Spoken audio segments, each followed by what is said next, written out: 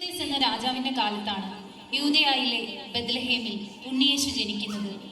ജോസഫും മറിയവും തമ്മിലുള്ള വിവാഹം നിശ്ചയിച്ചിരുന്ന സമയം, മറിയം പ്രാർത്ഥിച്ചുകൊണ്ടിരുന്ന സമയത്ത് ഗബ്രിയേൽ മാലാഖ പ്രത്യക്ഷപ്പെട്ട് ഇങ്ങനെ പറഞ്ഞു: മറിയമേ, നീ ഗർഭം ധരിച്ച് ഒരു മകനെ പ്രസവിക്കും, അവന് യേശു എന്ന് പേര് വിളിക്കണം.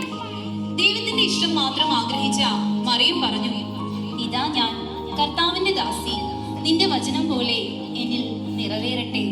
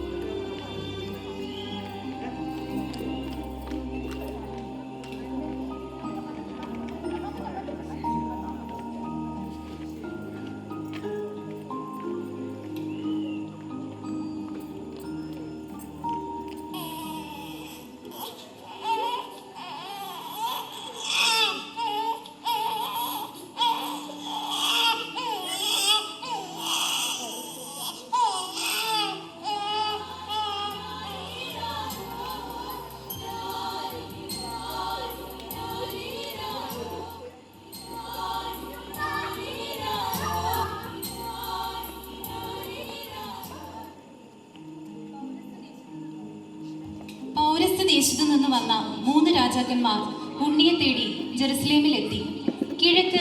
അവർ കണ്ട ആ നക്ഷത്രം അവർക്ക് മുന്നേ നീങ്ങിക്കൊണ്ടിരുന്നു. അത് ഉണ്ണി കിടന്ന സ്ഥലത്ത് വന്നു നിന്നു.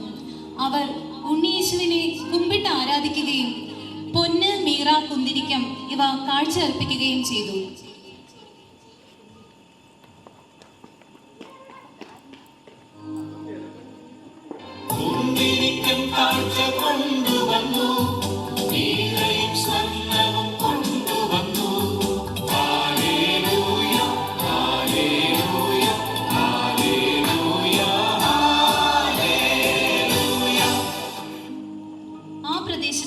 വയലുകളിൽ ആടുകളെ രാത്രി കാത്തുകൊണ്ടിരുന്ന ഇടയന്മാരുണ്ടായിരുന്നു.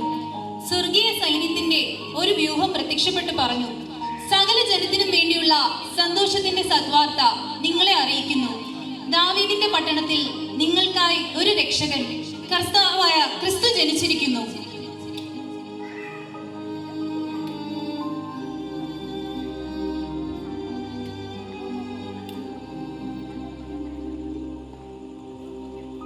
ദൂതന്മാരുടെ സന്ദേശം കേട്ട ആട്ടിടയന്മാർ ബെത്ലഹേമിലേക്ക് വന്നു. ദൈവത്തിന്റെ മഹത്വം, ഭൂമിയിൽ സന്മനസ്സുള്ളവർക്ക് സമാധാനം.